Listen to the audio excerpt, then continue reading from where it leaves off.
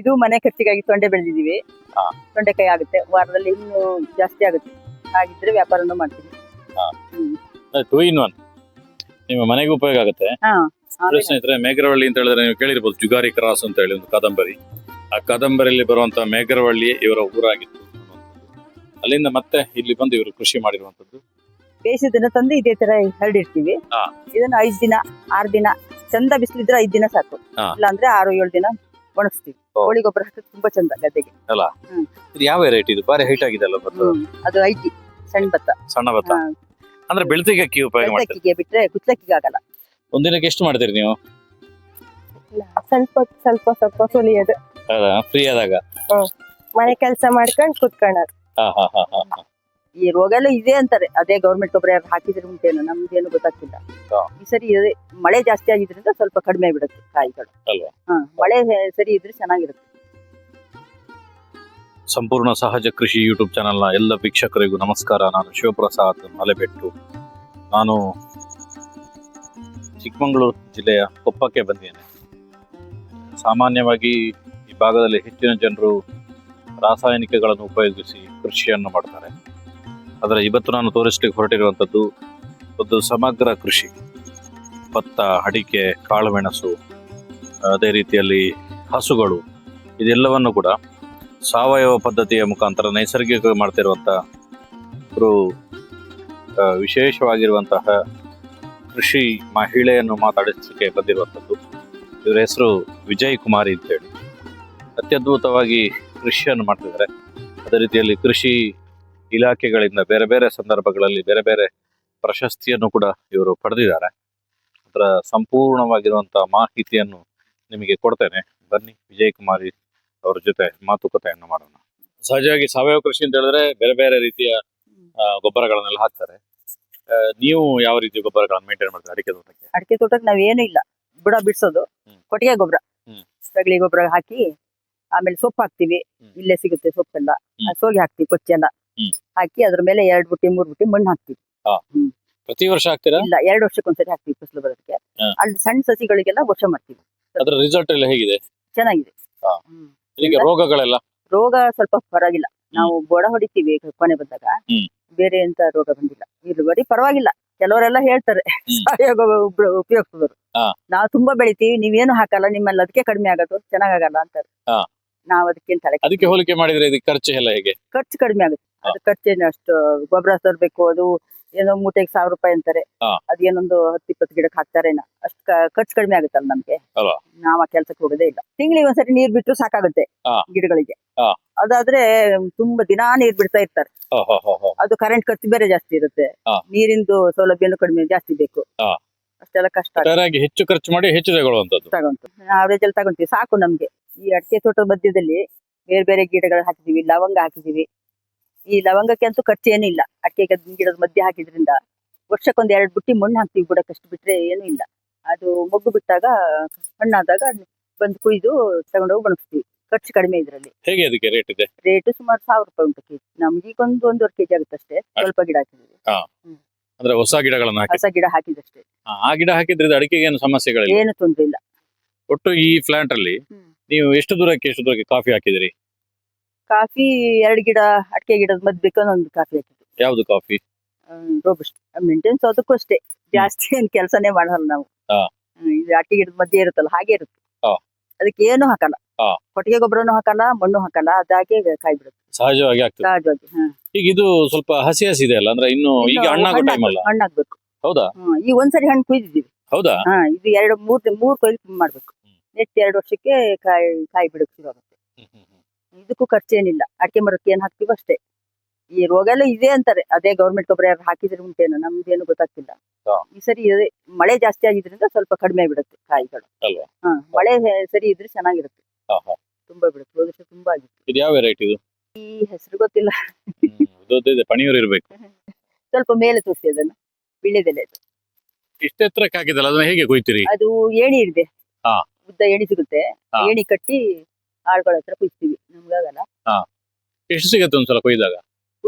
ಸುಮಾರು 20-30 ಕಟ್ಟು. ನಾವಂದ್ರೆ ಅಂಗಡಿ ಇದೆಯಲ್ಲ, ವಾರದಲ್ಲಿ ಕುಯ್ತೀವಿ. ಆಮೇಲೆ ಜಾಸ್ತಿ ಇದ್ರೆ ಸಂತೆಗೆ ಹಾಕ್ತೀವಿ. ಅಲ್ಲ ಹಾ. ಒಂದು ಕಟ್ಟಿಗೆ ಎಷ್ಟಿರ್ತದೆ? ಕಟ್ಟಿಗೆ 10 ರೂಪಾಯಿ ಲೆಕ್ಕ. 10 ರೂಪಾಯಿ. 20 ಎಲೆಗೆ ಹಾ. 10 ರೂಪಾಯಿ. ಒಂದು 25 ಕಟ್ಟು ಸಿಕ್ಕಿದ್ರೆ 250 ರೂಪಾಯಿ ಆಯ್ತು. ಹಾ ಅಲ್ವಾ? ಆಗುತ್ತೆ. ವಾರದಲ್ಲಿ ಸುಮಾರು ನಾವು ಒಂದು 1000 ರೂಪಾಯಿ ಸಿಕ್ಕಿರ್ತೀವಿ. ಅದಕ್ಕೇನು ಗೊಬ್ಬರಗಳಿಲ್ವಾ? ಇಲ್ಲ, ಅದು ಅಡಿಕೆ ಮರಕ್ಕೆ ಏನ್ ಹಾಕ್ತಿವಿ ಅಷ್ಟೇ, ಹಾ. ಏನು ಕೆಲಸ ಇಲ್ಲ ಅದಕ್ಕೆ. ನೋಡಿ ಸ್ನೇಹಿತರೆ, ಎಷ್ಟು ಚೆನ್ನಾಗಿದೆ ಕಾಫಿ. ಇದನ್ನಾಗ ಮೇಡಮ್ ಅವರು ಹೇಳಿದ್ರು, ತುಂಬಾ ಚೆನ್ನಾಗಿ ಮೆಣಸಾಗಿದೆ ಅಂತ ಹೇಳಿ. 1 ಅಡಿ ಉದ್ದ ಇದೆ, ಸಾವಯವದಲ್ಲಿ ಬೆಳೆದಿರುವಂತದ್ದು. ಇದಕ್ಕೆ ಬೋರ್ಡೋ ಒಂದು ಸ್ಪ್ರೇ ಮಾಡ್ತಾರೆ ಅಂತ ಹೇಳ್ತಾರೆ. ಮತ್ತೆ ಬುಡಕ್ಕೆ ಯಾವುದೇ ರೀತಿಯ ಕೆಮಿಕಲ್ ಗೊಬ್ಬರಗಳನ್ನು ಕೊಡುದಿಲ್ಲ. ಅಡಿಕೆ ಯಾವ ಗೊಬ್ಬರ ಹಾಕ್ತಾರೆ ಅದರ ಮೇಲೆ ನಡೆಯುವಂಥದ್ದು. ಹೇಗಿದೆ ನೋಡಿ, ಕೊರಳುಗಳು ಉದ್ದ ಇದೆ ನೋಡಿ. ಈ ತೋಟಕ್ಕೆ ಬರುವ ಆ ರೀತಿ ಒಂದು ಫೀಲ್ ಆಗ್ತದೆ. ನೀರು ಕಡಿಮೆ ಇದ್ರೂ ಕೂಡ ತುಂಬಾ ಚೆನ್ನಾಗಿ ತೋಟವನ್ನು ಮೇಂಟೈನ್ ಮಾಡಿದ್ದಾರೆ. ಮತ್ತೆ ಸಾವಯವ ಕೃಷಿಯನ್ನು ಮಾಡುವಂಥವ್ರೆ ಭಾರಿ ಕಡಿಮೆ ಇವತ್ತಿನ ಕಾಲಘಟ್ಟದಲ್ಲಿ. ಅಂಥದ್ರಲ್ಲಿ ಇವರೆಲ್ಲ ಮಾಡ್ತಾರೆ ಅಂತ ಹೇಳುವಂಥದ್ದು ತುಂಬಾ ಗ್ರೇಟ್ ಅಂತೇಳಿ ಅನ್ನಿಸ್ತದೆ. ನೋಡಿ, ಇದು ಕೂಡ ಕಾಳುಮೆಣಸು, ಲವಂಗ, ಈ ರೀತಿ ಬಗೆ ಬಗೆಯದ್ದು ಹಾಕಿದ್ದಾರೆ. ಕೇವಲ ಒಂದು ಹಾಕಿರುವಂಥದ್ದಲ್ಲ ನೋಡಿ, ಲೆಮನ್ ಗಿಡ ಹಾಕಿದ್ದಾರೆ, ಲಿಂಬೆ ಹುಳಿಯ ಗಿಡ. ಭತ್ತನ ಸಾವಯವದಲ್ಲಿ ಬೆಳಿತೀವಿ ಅಲ್ಲ. ಸಾವಯವ ಒಂದು ಇದಕ್ಕೆ ಏನೇನು ಹಾಕ್ತೀರಿ? ಇದಕ್ಕೆ ಕೊಟ್ಟಿಗೆ ಗೊಬ್ಬರ, ಕೋಳಿ ಗೊಬ್ಬರ. ಕೋಳಿ ಗೊಬ್ಬರ ಹಾಕಿದ್ರೆ ತುಂಬಾ ಚಂದ ಗದ್ದೆಗೆ. ಇದು ಯಾವ ವೆರೈಟಿ? ಇದು ಬಾರಿ ಹೈಟ್ ಆಗಿದೆ ಅಲ್ಲ ಭತ್ತ? ಅದು ಐಟಿ ಸಣ್ಣ ಭತ್ತ. ಸಣ್ಣ ಭತ್ತ ಅಂದ್ರೆ ಬೆಳ್ತಿಗೆ ಅಕ್ಕಿ ಉಪಯೋಗ ಮಾಡ್ತಾರೆ. ಬೆಳ್ತಕ್ಕಿಗೆ ಬಿಟ್ರೆ ಕುಚ್ಚಲಕ್ಕಿಗೆ ಆಗಲ್ಲ. ಈಗ ನಮ್ ಕಡೆ ಕುಚ್ಚಲಕ್ಕಿ ಮಾಡ್ತಾರಲ್ಲ, ಆ ರೀತಿಯಲ್ಲಿ ಕುಚ್ಚಲಕ್ಕಿ ಬೆಳೆಯೋದಿಲ್ಲ. ಕುಚ್ಚಲಕ್ಕಿದು ಇಲ್ಲ, ದಪ್ಪ ಭತ್ತ. ಅದು ಲೇಟ್ 5 ತಿಂಗಳು ಆಗುತ್ತೆ. ಇದು 3 ತಿಂಗಳಿಗೆ ಆಗುತ್ತೆ ಅಲ್ಲ. ನಿಮ್ ಮನೇಲಿ ಯೂಸ್ ಮಾಡೋದು ವೈಟ್ ರೈಸ್. ಬಟ್ ಎಷ್ಟಿದೆ ಇದು ಗದ್ದೆ? ಇದು ಒಟ್ಟಿಗೆ ನಮ್ದು 2 ಎಕರೆ ಇದೆ. ಇದು ಅಲ್ಲಿವರೆಗೆ ಕಾಣ್ತಾ ಇರೋದು ನಿಮ್ದೇ? ಮೇಲ್ಗಡೆ ಅಣ್ಣನ ಮನೆ, ಆಚೆ ಅದ್ರ ಆಚೆ ಅವ್ರದ್ದು ಇರೋದು. ನಾಳೆ ಕಟಾವ್ ಮಾಡೋಣ ಅಂತ ಇದೀವಿ. ಹೌದಾ? ಹೇಗೆ ಅಸಲಾಗತ್ತ? ಲಾಭನ ಲಾಸ ಭತ್ತ ಕೃಷಿ? ಕೃಷಿಲಿ ತೊಂದ್ರೆ ಇಲ್ಲ. ನಾವು ಸ್ವಂತ ಟಿಲ್ಲರ್ ಇಟ್ಕೊಂಡಿದೀವಿ. ನಾವು ಸ್ವಂತನೇ ಕೆಲಸ ಮಾಡ್ತೀವಿ. ನೆಟ್ಟಿ ಆಳಿಗೆ ಮಾತ್ರ ಕೊಡ್ಬೇಕಷ್ಟೇ. ಕೋಳಿ ಗೊಬ್ಬರ ನಿಮ್ಮ ಫಾರ್ಮಿನ? ದನದ ಗೊಬ್ಬರ ಇಲ್ಲಿ ನಮ್ದೇ ಅಲ್ಲ, ದನದ ಗೊಬ್ಬರ, ಕೋಳಿ ಗೊಬ್ಬರ. ನೋಡಿ ಸ್ನೇಹಿತರೆ, ಒಂದು ಸೂಪರ್ ಆಗಿರುವಂತ ಮಲ್ನಾಡ್ನ ಗದ್ದೆ, ಸುತ್ತ ಕಾಡು. ಈ ಭಾಗದಲ್ಲಿ ಶೃಂಗೇರಿ, ಕೊಪ್ಪ, ಇನ್ನಾರ್ಪುರ, ಕಳಸ, ತೀರ್ಥಹಳ್ಳಿ ಭಾಗದಲ್ಲಿ ಇದೇ ರೀತಿಯಲ್ಲಿ ಇರ್ತದೆ. ಕಾಡು ಅಂತ ಹೇಳಿದ್ರೆ ಕಾಡು ಪ್ರಾಣಿಗಳು ಇರ್ತವೆ. ಮಧ್ಯದಲ್ಲಿ ಈ ರೀತಿಯ ಸೂಪರ್ ಆಗಿರುವಂತ ಭತ್ತದ ಗದ್ದೆಗಳು ನಿಮಗೆ ಹತ್ತಿರದಿಂದ ತೋರಿಸ್ತೇನೆ. ನೋಡಿ, ಚೆನ್ನಾಗಿ ಭತ್ತ ಕ್ವಾಲಿಟಿ ಆಗಿದೆ. ಎಷ್ಟು ವರ್ಷದಿಂದ ಮಾಡ್ತಾ ಇದ್ರಿ? ನಾವು ಸುಮಾರು ನಮ್ದು ಇದೆ ತಲಾಂತರದಿಂದ ಬಂದಿದ್ದೆ. ಅಂದಾಜು ನನಗೆ ಇದ್ರಲ್ಲಿ ಖುಷಿ ಹಾಕಿ ಸನ್ಮಾನ ಮಾಡಿದ್ವಿ. ಹೌದಾ? ಭತ್ತದ ಬೆಳೆ. ಭತ್ತದ ಬೆಳೆಗೆ ಏನು ಹೆಚ್ಚು ಬೆಳೆದ್ರಿ ಅಂತ ಹೇಳಿ? ಹೇಗೆ ಹೆಚ್ಚಿಗೆ ಬೆಳೆದು ಅಂತ ಗದ್ದೆ ನೋಡಿ. ಭತ್ತ ಅವ್ರು ಕುಯ್ದು ಇಷ್ಟು ಬರುತ್ತೆ ಅಂತ ತಗೊಂಡು ಹೋಗ್ತಾರೆ. ಹೌದು, ಇಷ್ಟು ಜಾಗಕ್ಕೆ ಇಷ್ಟು ಬರ್ಬೇಕು ಭತ್ತ ಅಂತ ತಗೊಂಡೋಗಿದ್ರು. ಬಂತು. ಅಧಿಕಾರಿಗಳು ಬಂದಿದ್ರು ಇಲ್ಲಿಗೆ? ಯಾವ ಟೈಮಲ್ಲಿ ಇದು ಪ್ರಶಸ್ತಿ ಸಿಕ್ಕಿರೋದು? ಸುಮಾರು 7-8 ವರ್ಷ. ನೋಡಿ ಸ್ನೇಹಿತರೆ, ಇವತ್ತು ಭತ್ತದ ಕೃಷಿಯನ್ನು ಮಾಡೋದೇ ಕಷ್ಟ. ಅಂತದ್ರಲ್ಲಿ ಭತ್ತದ ಕೃಷಿಯಲ್ಲಿ ಪ್ರಶಸ್ತಿ ತಗೊಳ್ಳೋದು ಹೇಳಿದ್ರೆ ದೊಡ್ಡ ಸಾಹಸನೇ. ಅಂತ ಒಂದು ಸಾಹಸವನ್ನು ನಮ್ಮವ್ರು ಮಾಡಿದ್ದಾರೆ. ಬನ್ನಿ, ಇನ್ನೊಂದಷ್ಟು ಸಂಗತಿಗಳು ಇದರ ಬಗ್ಗೆ ಇದೆ. ಇದು ಮನೆ ಬೇಕಾಗಿದ್ದು ಬಸ್ಲೆ ಎಲ್ಲ ನಾವೇ ಬೆಳಿತೀವಿ ಸ್ವಂತ. ಹಾಗೆ ಅಂಗಡಿ ಇದೆಯಲ್ಲ, ಕೇಳಿದಾಗ ಕತ್ತರಿಸ್ಕೊಡ್ತೀನಿ. ಇಲ್ಲಿಂದಾನೆ ಫ್ರೆಶ್ ಬಸಳೆ ಅಂಗಡಿ ಬಂದವರಿಗೆ ಅಲ್ವಾ? ತುಂಬಾ ಕೇಳ್ತಾರೆ, ಬೇಡಿಕೆ ಇದೆ, ಸಿಗಕ್ಕೆ ಬಿಡಲ್ಲ. ನೋಡಿ ಸ್ನೇಹಿತರೆ, ಹಳೆಯ ಒಂದು ಸಲಕೆಗಳನ್ನು ಉಪಯೋಗಿಸಿ ಸಣ್ಣದಾಗಿರುವಂತ ಚಪ್ಪರ ಬಸಳೆಯ ನಾನು 2-3 ವಿಡಿಯೋಗಳನ್ನು ಹಾಕಿದೆ. ಅದರಲ್ಲೊಂದು ಒಂದೊಂದು ಕಡೆ ಒಂದೊಂದು ಟೈಪ್ ಅಲ್ಲಿ ಮಾಡ್ತಾರೆ. ಇದೇ ರೀತಿ ಅಲ್ಲ ಇಲ್ಲೆಲ್ಲ ಮಾಡೋದು ಚಪ್ಪರ ಎಲ್ಲ? ಕೋಳಿ ಬೇರೆ ಸಾಕ್ತಿವ, ಕೆಳಗ್ ಬಿಟ್ರೆ ಕೋಳಿ ಇದ್ ಮಾಡ್ತವೆ, ಇಟ್ರೆ ಕ್ಲೀನ್ ಆಗಿರುತ್ತೆ. ಕೋಳಿ ತಿಂತಾವ ಅಂದ್ರೆ ತುಳಿತವೆ ಎಲ್ಲ, ಇದಾದ್ರೆ ಚೆನ್ನಾಗಿರುತ್ತೆ. ಅದಕ್ಕೋಸ್ಕರ ಮೇಲಕ್ಕೆ ಮಾಡಿದ್ರಿ. ಇದು ಮನೆ ಖರ್ಚಿಗಾಗಿ ತೊಂಡೆ ಬೆಳೆದಿದೀವಿ. ತೊಂಡೆಕಾಯಿ ಆಗುತ್ತೆ, ವಾರದಲ್ಲಿ ಇನ್ನೂ ಜಾಸ್ತಿ ಆಗುತ್ತೆ. ಹಾಗಿದ್ರೆ ವ್ಯಾಪಾರನೂ ಮಾಡ್ತೀನಿ. 2 in 1. ನಿಮ್ಮ ಮನೆಗೂ ಉಪಯೋಗ ಆಗುತ್ತೆ ಮತ್ತು ವ್ಯಾಪಾರಕ್ಕೂ ಆಗುತ್ತೆ. ಬಾರಿ ಇದಕ್ಕೇನು ಏನ್ ಖರ್ಚಿಲ್ಲ, ಕೆಲಸ ಇಲ್ಲಲ್ಲ. ಸ್ವಲ್ಪ ಇದು ಚಪ್ಪರ ಹಾಕ್ಲಿಕ್ಕೆ ದನಗಳದ್ದು ಉಚ್ಚೆ ಗೊತ್ತಾಗ್ತೀವಿ ಇದಕ್ಕೆ. ಅದಕ್ಕೆ ಗೋಮೂತ್ರ. ನೋಡಿ ಸ್ನೇಹಿತರೆ, ನಮ್ಮ ದಕ್ಷಿಣ ಕನ್ನಡ ಜಿಲ್ಲೆಯಲ್ಲಿ ಕರಾವಳಿಯಲ್ಲೆಲ್ಲ ಇದು ಬಿದ್ರೆ ಲಾಸ್ ಅಂತ ಹೇಳಿ ಇರ್ತದೆ. ಅಂದ್ರೆ ಇದು ಮರ ಏನಾದ್ರು ಬಿದ್ದೋದ್ರೆ ಮಾತ್ರ ಇಂಥದ್ದು ಸಿಗುವಂಥದ್ದು. ಆದ್ರೆ ಇಲ್ಲಿ ಹೇಗೆ ಅಂತ ಹೇಳಿದ್ರೆ, ಇಲ್ಲಿ ಚಾಳಿ ಅಂತ ಹೇಳಿ ಇದನ್ನೇ ಕೊಯ್ದು ಇದನ್ನೇ ಓಪನ್ ಮಾಡಿ ಬೇಯಿಸಿ ಒಣಗಿಸ್ತಾರೆ.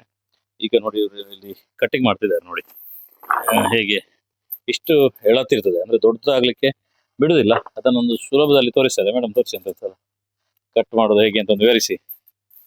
ಒಂದಿನಕ್ಕೆ ಎಷ್ಟು ಮಾಡ್ತೀರಿ ನೀವು? ಸ್ವಲ್ಪ ಸುಲಿಯೋದು. ಹೌದಾ? ಫ್ರೀ ಆದಾಗ ಮನೆ ಕೆಲಸ ಮಾಡ್ಕೊಂಡು ಕುತ್ಕೊಳ್ಳೋದು. ನೋಡಿ, ಎಷ್ಟು ವರ್ಷದಿಂದ ಕಲಿತಿದ್ರಿ ಇದು? ನಾನೊಂದು 4 ವರ್ಷ ಇದ್ದಾಗಲೇ ಕಲ್ತಿದ್ದು. ಹೌದಾ? ಅಡಿಕೆ ಸುಲಿ ಹ್ಮ್. ಮನೆಯಲ್ಲಿ ಅಡಿಕೆ ಇತ್ತಲ್ಲ ನಿಮ್ದು? ಮನೇಲಿ ಇಲ್ಲಿ ಊರಲ್ಲಿ ಆಗುಂಬೆ ಸೈಡ್ ನಿಮ್ಮ ಮನೆ? ಗುಡ್ಡೆಕೆರೆ. ನೋಡಿ ಸ್ನೇಹಿತರೆ, ಪ್ರತಿಯೊಬ್ರು ಇವ್ರು ನೋಡಿ, ಅಜ್ಜಿ ನೋಡಿ, ರಾಪ ರಾಪ ಅಂತ ಹೇಳಿ. ಈ ಕಡೆ ಒಂದ್ ಸ್ವಲ್ಪ ತೋರಿಸಿ ನೋಡುವ.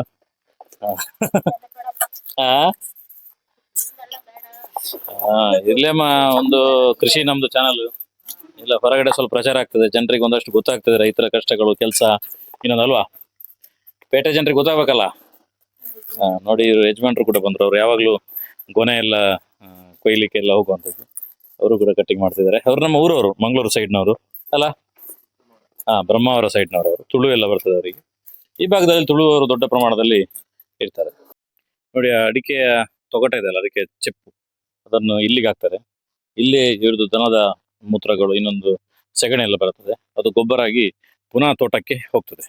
ಬನ್ನಿ, ಅದಾದ್ಮೇಲೆ ಉಳಿದಿರುವಂತ ಅಡಿಕೆಯನ್ನು ಏನ್ ಮಾಡ್ತಾರೆ ಅನ್ನುವಂಥದ್ದನ್ನ ಇಲ್ಲಿ ತೋರಿಸ್ತೇನೆ ನಿಮ್ಗೆ.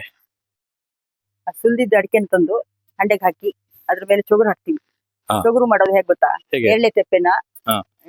ಕೆತ್ತಿ, ದೊಡ್ಡ ಮರದ ಕೆತ್ತಿ ಹಾ. ಜಜ್ಜಿ ಅದ್ರ ರಸ ತೆಗೆದು ಹಾ. ಅದಕ್ಕೆ ವಿಳ್ಯದೆಲೆ ಎಣ್ಣೆ ಎಲ್ಲ ಹಾಕಿ ಕಾಯಿಸಿ ಹಾ. ಚೊಗುರು ಮಾಡಿ ಇಟ್ಕೊಂಡಿರ್ತೀವಿ. ನೋಡಿ, ಅಲ್ಲಿದೆ ಚೊಗುರು. ಚುಗುರು ಅಂದ್ರೆ ಅದು ಕಲರಾ? ಹಾ, ಹಾ. ಕಲರ್ ಬರೋದು ಹಾಗೆ. ಅದ್ ರುಚಿನೂ ಹಾಗೆ ಬರುತ್ತೆ. ನೋಡಿ, ಇಲ್ಲಿದೆ ಚೊಗುರು. ಆ ರೀತಿ ರೆಡಿ ಮಾಡ್ಕೊಡ್ತೀವಿ. ಇದಕ್ಕೆ ಎಷ್ಟು ಹಾಕ್ತೀರಿ ಅಡಿಕೆ? ಅದಕ್ಕೆ ಅಡಿಕೆ ಫುಲ್ ಹಾಕ್ತಿವಿ. ಅಂದ್ರೆ ಇದು 40 ಕೆಜಿ ಬೀಳುತ್ತೆ. ಅದಕ್ಕೆ ಚುಗುರು ಎಷ್ಟು ಹಾಕ್ಬೇಕು? ಹಾಕಿ 2 ಕೊಡ ನೀರ್ ಹಾಕಿ ಹಾ. 1 ಕೊಡದಷ್ಟು ಚುಗುರು ಹಾಕ್ತಿವಿ. ಹಾ. ಬೆಂದು ಬತ್ತಿ ಕಲರ್ ಬರುತ್ತೆ. ಎಷ್ಟು ಗಂಟೆ ಬೇಯಬೇಕು? 3 ಗಂಟೆ ಬೇಯಿಸ್ಬೇಕು. 3 ಗಂಟೆ ಬೇಯಿಸ್ಬೇಕಲ್ಲ. ಇಲ್ಲೆಲ್ಲ ಪ್ರತಿದಿನ ಕಟ್ಟಿಗೆ ಬೇಕಾಗುತ್ತೆ. ನಿಮ್ಗೆ ತೋಟಕ್ಕೆಲ್ಲ ಬೂದಿ ಚೆನ್ನಾಗಿ ರೆಡಿ ಆಗುತ್ತೆ ಅಂತ ಇದ್ರಲ್ಲಿ ಅಲ್ವಾ? ಇದು ಇದ್ದು ತಗೊಂಡ್ ಹೋಗ್ತಾರಲ್ಲ ಕತ್ತಿ ಕಾಸರು. ಹೌದಾ? ಬೂದಿ ಈ ತರ ಒಲೆಯಲ್ಲಿ ಬೂದಿ ಆಗುತ್ತೆ. ಬೇಯಿಸಿದನ್ನ ತಂದು ಇದೇ ತರ ಹರಡಿರ್ತೀವಿ. ಇದನ್ನ 5 ದಿನ 6 ದಿನ ಚಂದ ಬಿಸಿಲಿದ್ರೆ 5 ದಿನ ಸಾಕು. ಇಲ್ಲ ಅಂದ್ರೆ 6-7 ದಿನ ಒಣಗಿಸ್ತೀವಿ. ಒಣಗಿಸಿ ಮೂಟೆ ಮಾಡೋದು. ಒಣಗಿಸಿದ್ಮೇಲೆ ಮೂಟೆ, ಮೂಟೆಯಿಂದ ಇಲ್ಲಿ ಮಾರ್ಕೆಟ್ ಆರಿಸ್ತೀವಿ. ತಿನ್ನ ಬೆಟ್ಟೆ, ಉಂಡೆ, ಗೊರ್ಬುಲು, 3-4 ಬಗೆ ಮಾಡ್ತೀವಿ. ತಿನ್ನ ಬೆಟ್ಟೆ ಅಂತ ಹೇಳಿದ್ರೆ ತುಂಡು ತುಂಡಾಗಿರೋದು ಈ ತರದ್ದು ಸ್ವಲ್ಪ ಬೆಟ್ಟೆ ಇರ್ಬೇಕು. ನೋಡಿ ಸ್ನೇಹಿತರೆ, ಇದು ತಿನ್ಲಿಕ್ಕೋಸ್ಕರ ಹೋಗ್ತದೆ. ಇದು ಹೊಸ ರೇಟ್ ಜಾಸ್ತಿ ಇದಕ್ಕೆ. ಹೌದಾ? ಇನ್ನು ಸಣ್ಣದು ಇದು. ಇದು ರಾಶಿ ಇಡಿ ಅಂತಾರೆ ಈ ತರ ಆದ್ರೆ. ಇದು ಗೊರ್ಬಲು, ಸ್ವಲ್ಪ ರೇಟ್ ಕಡಿಮೆ.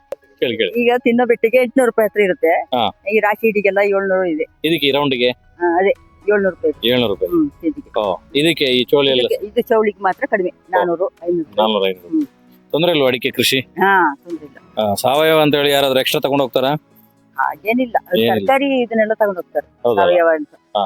ನಿಮ್ಮ ಅಂಗಡಿಗೆ ಬಂದು ಕೇಳ್ತಿರ್ತಾರೆ. ಓಹೋ, ಸಾವಯವ ಕಂತ್ರಿ ಕೋಳಿ ಮೊಟ್ಟೆ ಎಲ್ಲ ಕೇಳ್ತಿರ್ತಾರೆ. ಕಂತ್ರಿ ಕೋಳಿ? ಕಂತ್ರಿ ಕೋಳಿ ಅಂದ್ರೆ ಏನು? ಅದೇ ಮನೇಲಿ ಊರ್ಕೋಳಿ ಇದೆಯಲ್ಲ, ಊರ್ಕೋಳಿ. ಅದಕ್ಕೆ ಕಂತ್ರಿ ಅಂತ ಯಾಕೆ ಹೆಸರು? ಹಾಗೆ ಹೇಳೋದು. ಪಾಪ ಅಷ್ಟು ಪ್ರಾಮಾಣಿಕವಾಗಿ ನಿಮ್ಮ ಮನೆಯಲ್ಲಿ ಇದೆ, ಅದಕ್ಕೆ ಕಂತ್ರಿ ಅಂತ ಹೇಳ್ತಿರಲ್ಲ. ನೋಡಿ ಸ್ನೇಹಿತರೆ, ಕಂತ್ರಿ ಕೋಳಿಗಳು ನೋಡಿ ಇಲ್ಲಿ ಎಷ್ಟಿದೆ ಕಂತ್ರಿ ಕೋಳಿ? ಒಂದು 20 ನೋಡಿ ಕಂತ್ರಿ ಕೋಳಿಗಳು ಇಲ್ಲಿದೆ. ಈ ಕ್ಯಾಮರಾಮನ್ ನೋಡುವಾಗ ಅಬ್ಬರದಲ್ಲೇ ಅದು ಓಡ್ತಿದೆ. ಇದರಿಂದ ನಮಗೆ ಉಪಯೋಗ ಅಂದ್ರೆ ಹಾಲು. ಸುಮಾರು ಈಗ ನಾವೊಂದು 4-5 ಲೀಟರ್ ವರೆಗೆ ಮಾರ್ತೀವಿ. ಮನೆಗೆ ಒಂದು 2 ಲೀಟರ್ ಇಟ್ಕೊಂಡು. ಅದರಿಂದ ಬೇರೆ ಹಣ ಆಗುತ್ತೆ. ತುಪ್ಪ ಬೇರೆ ಕೊಡ್ತೀವಿ. ವಾರಕ್ಕೊಂದು 1/2 ಕೆಜಿ 1 ಕೆಜಿ ಅಷ್ಟು ಸಿಗುತ್ತೆ. ಮಲ್ನಾಡು ಗಿಡ್ಡ ಹಸುಗಳು. ಇದೊಂದು ಕ್ರಾಸ್ ಅಂತಲ್ಲ? ಇದೊಂದು ಕ್ರಾಸ್. ಎಷ್ಟು ವರ್ಷದಿಂದ ಇದು ಕೊಟ್ಟಿಗೆ ಇದೆ? ಕೊಟ್ಟಿಗೆ ಸುಮಾರು ನಾವು ಬಂದು ಹೆಚ್ಚಿಗೆ ಕೊಟ್ಟಿಗೆ ಮಾಡಿದ್ವಿ. ಫುಲ್ ಇತ್ತು, ಇವಾಗ ಸ್ವಲ್ಪ ಕಡಿಮೆ. ಬಂದದನ್ನ ನೀವು ಎಲ್ಲಿಂದ ಬಂದದ್ದು? ನಾವು ಅದೇ ಮೇಲ್ಗಡೆಯಿಂದ. ಮೇಗರವಳ್ಳಿ? ಅಲ್ಲೇನು ಅಲ್ಲಿಂದ ಈ ಕಡೆಗೆ? ಅಲ್ಲೂ ಮುಳುಗಡೆ ಆಯ್ತು ನಮ್ದು. ಬಂದು ಇಲ್ಲಿ ಜಮೀನ್ ತಗೊಂಡು ಮುಳುಗಡೆ ಆದಾಗ ಎಷ್ಟು ಜನರನ್ನು ಅಲ್ಲಿಂದ ಕಳಿಸಿದ್ರು? ಎಲ್ಲ ಸಾಧಾರಣ ಎಲ್ಲ ಮುಳುಗಡೆ ಆದ್ರೆ ಭಾರಿ ಜನ ಕಳಿಸಿದ್ದಾರೆ. ನಾವು ಅಣ್ಣ ತಮ್ಮ 3 ಜನ ನಮ್ಮ ಪಾಲು ಇಲ್ಲಿ ಬಂದು ಇಲ್ಲಿ ಜಮೀನ್ ತಗೊಂಡು ಬೇರೆ ಬೇರೆ. ಅಲ್ಲಿಂದ ಬಿಟ್ಟು ಬಂದಾಗ ಎಲ್ಲ ನಿಮ್ಗೆ ಆತಂಕ ಶುರು ಆಯ್ತು, ಏನ್ ಮಾಡ್ಬೇಕು ಅಂತ ಹೇಳಿ? ನಮ್ಮ ಬಾವಂದೇ ಜಮೀನ್ ಕೊಟ್ರು, ನಮ್ಮ ಹೆಂಡತಿ ಅಣ್ಣಂದೆ.